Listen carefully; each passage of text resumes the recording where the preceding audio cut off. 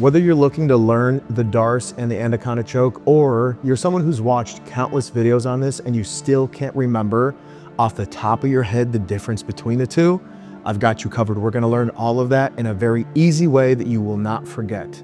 Let's dive in.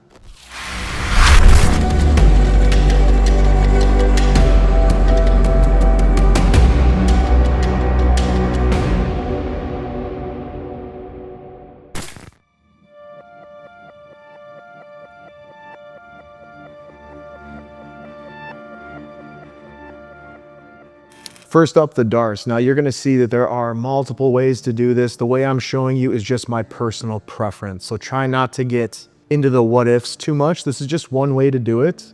It's a nice introductory way to learn the Darce. And then from there you can expand. Now you guys are gonna see as we go through this video that my training partner is pretty big. He's 5'11", 225, very wide shoulders. I wanted to use him specifically for this video so that you can see that both of these submissions will work on people with wide shoulders. Now, obviously physiology matters. If there's a super big difference in height and weight, you may have some trouble, but if you lock everything up correctly, you're not gonna have any problems. So as you can see from the example, we're starting in half guard, and my first priority is to pass his half guard.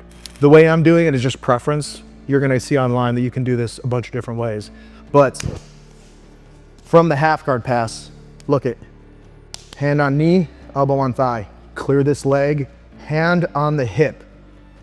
I like to, almost like a tricep extension, away. Now remember, when I do this, he's gonna wanna pull his arm back. So you have to be snappy with this. This isn't something that you can just hang out on, right? This is explosive action in a controlled manner. Once I'm here, I can pull this in and I put my elbow on the back of his head to buy me more space.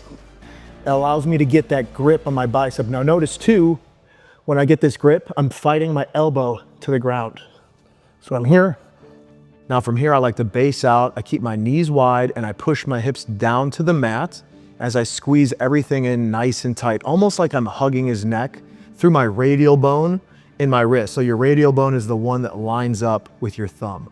This right here, it's like a blade. You're using this in the side of his neck.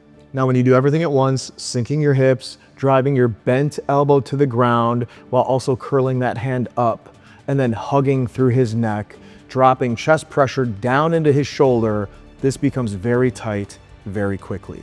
Now, again, like I said, this is just one way to do it. I prefer this way because this is how I learned it and this is how it made sense to me, but it also has just been old faithful. If I can lock that up, I'm usually getting the tap. So if you're not trying this, definitely give it some reps. Most people don't realize this, but your gear can either help you or hold you back. Now, I've been training in jiu-jitsu gear for a long time, and most of it looks good online, but falls apart when it actually matters. That's exactly why I wear X Martial. This isn't just clean designs, it's performance-built gear. You get a compression fit that actually moves with you, durability that holds up during the hardest of rounds, and designs that don't look like every other basic rash guard on the mat. Whether you're drilling, competing, or going to war with one of your favorite training partners, X Martial is built for it. It's lightweight, it's breathable, and it's made for people who actually train. If you're serious about your jiu-jitsu, your attire should match that. So go check out X Martial, grab yourself a set or 2 or 3, and if you're smart, you use my code IRONWILL to save yourself some money. Train harder, roll longer, and look sharp doing it.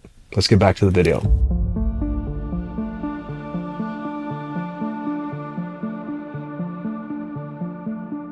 Now let's talk about the Anaconda, and we are starting in a different position. I want to set this up like my opponent shot in on me, I sprawled, then he turtled up to keep himself safe. Now remember, both of these configurations are very similar. It's just, where's the hand exiting, right? With the Anaconda, it pops out of the armpit. So Anaconda, armpit, almost like a snake coming up out of the toilet to get you. I'm into this position, maybe he shoots, and I sprawl and he ends up in turtle. I like to grab the tricep and I punch this through. Now, if he keeps his elbow tight on the mat, I like the gable grip and turn it in. But if your opponent has larger shoulders like mine does, there's a special secret step I like to throw into this to make it extra easy to lock up. So as you see here, once my hand pops out, I will gable grip my hands over top of his tricep, high up on his arm. From here, I crunch that arm in so that I'm collapsing his posture a little bit. You'll notice as I do this, I'm moving his elbow closer center line with his chest so that his shoulder drops. This is crumpling his body in a way that makes it a little bit easier to cinch this up. Once I've collapsed him, I can then reach my hand towards my bicep of my left arm, and then my hand of my left arm can reach over top of his back. Now from here, I need to barrel roll, but first I need to move my head in the direction of the choking arm, okay? If I leave my head where it's at and we roll, I'm gonna crush my head, especially if you're doing this in a self-defense scenario on some pavement. So I need to dive my head towards my choking arm, and then I roll towards that choking arm in a barrel roll fashion. Now, once we end up on our sides, I walk my feet towards his body, I hug in nice and tight, big chest, and I'll get the tap. If your opponent makes the mistake of leaving their legs close to you, you can overhook. You can grab his legs with your legs to apply even more power because you're gonna get more leverage. And this should be a pretty quick tap if you do it correctly. But I'm not gonna sit here and sell you the moon and the stars. It should be a quick tap. Sometimes you got guys that can just eat these, and that's totally fine. You're gonna hang on to it for a little longer, 3 to 5 seconds.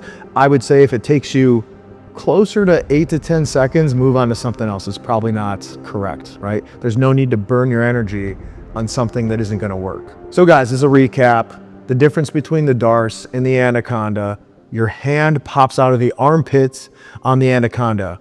Armpit, Anaconda. The snake's coming out of the toilet, right? That stinky armpit, that's the toilet.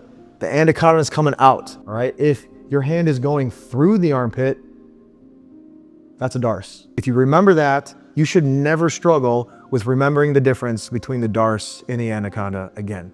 I hope that helps, guys. For those of you that have been training for a while, add in some details. What did I leave out? What would you add in? We're all learning from each other, including myself, and I always appreciate you guys dropping your knowledge. With that being said, you know how we like to end them. New videos every Monday, sometimes backwards, always forwards. I'll see you in the next one.